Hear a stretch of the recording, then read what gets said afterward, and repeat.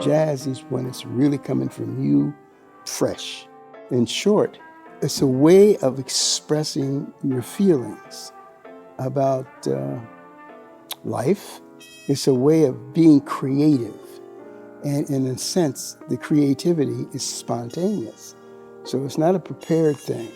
Or when it is, it's not really jazz. You play the same tune 3 days in a row, and 3 days in a row, it'll be different. And that's what it should be.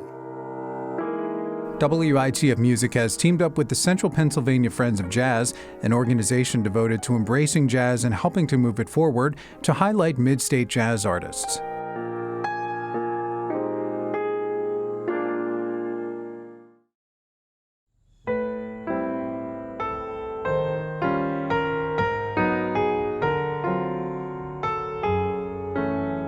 My stage name is Jimmy Wood. My Christian given name is Byron James Wood. My first trip to this area was in Harrisburg. It was when I was 8 years old, for a summer. My mother's name was Marjorie Wood. She was from Harrisburg. She was a pianist. She actually sang too. That's where the genes came from. So as a toddler, music was in the ears constantly.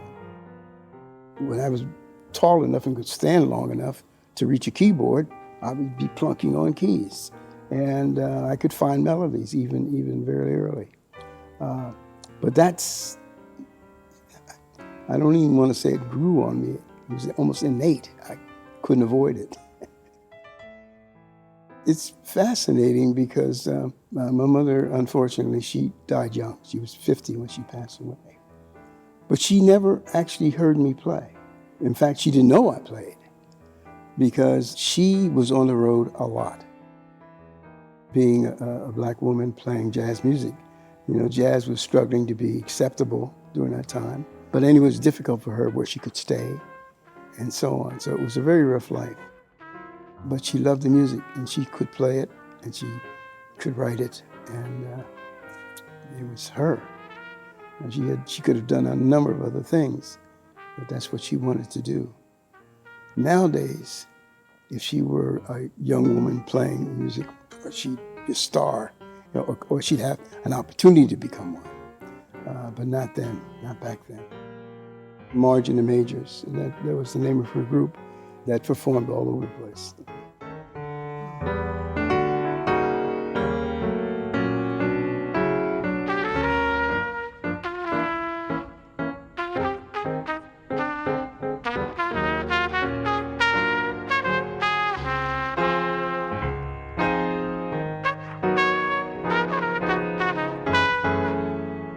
I got to know about Ronnie because he lived right around the corner from where I lived. He played with my mom. My mom used him as a musician in some of her groups.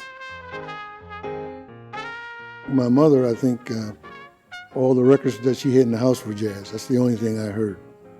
My father had an old Cavalier trumpet, and the reason why he gave it to me because he didn't want me playing drums. It was too loud. So I started taking trumpet lessons at 9 years old.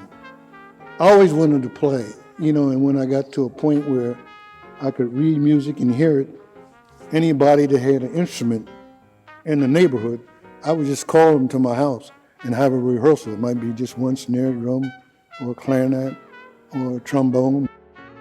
He was playing music all the time, and he was hanging around with guys who were playing music all the time.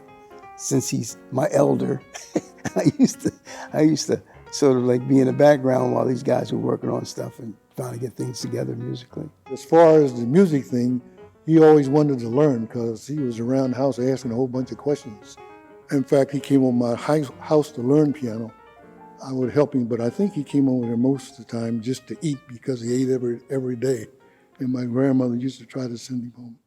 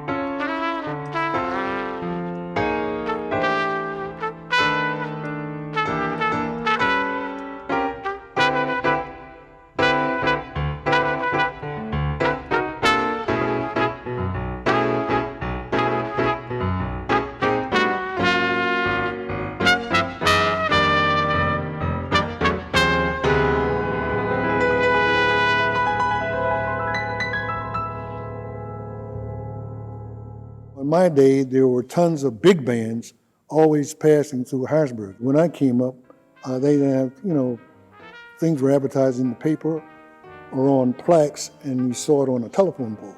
A band would be here, be there. On 6th Street and 7th Street, when I was coming up, there were clubs. There were Elks, Legion, then there were bars. I had seen Duke Ellington with his big band at the Forum. Several times I had seen Cab Calloway at the State Theater, which was downtown. There's a restaurant there. But, music at that time was live and it was going on. As a kid, I should stay up late. I'd ride my bike uptown and I'd be listening in the doors to the players in there. And I mean, lots of players came to Harrisburg.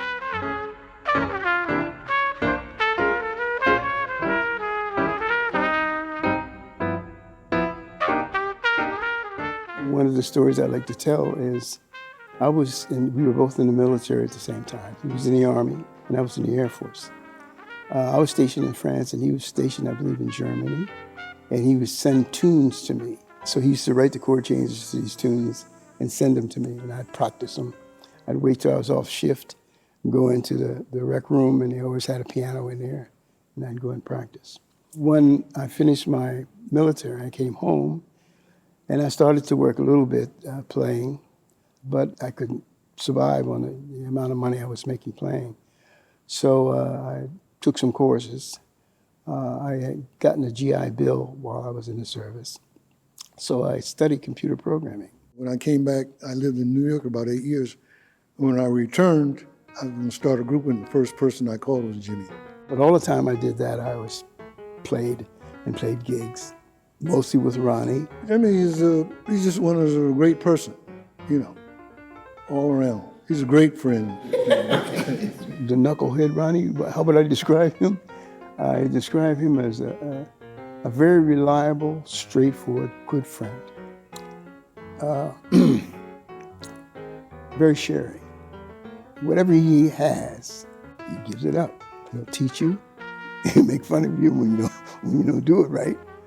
He's a very warm, very sharing guy.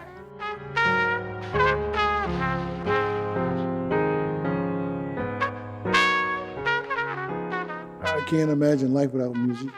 I can't imagine life without music for anybody in the world, period. One of the big problems we're obviously having is our race relations. Music was one of the places where that began to be broken down. And people started saying, well, wait a minute, I want to play with this guy, I want to play with that guy. I think music would be one way to continue to break down these barriers and to sort of soften things up and say, wait a minute, ain't nobody going to be here but so long. So why are we scuffling unnecessarily over nothing? Let's sing a little bit, play a little bit, and try to fix up what's broken.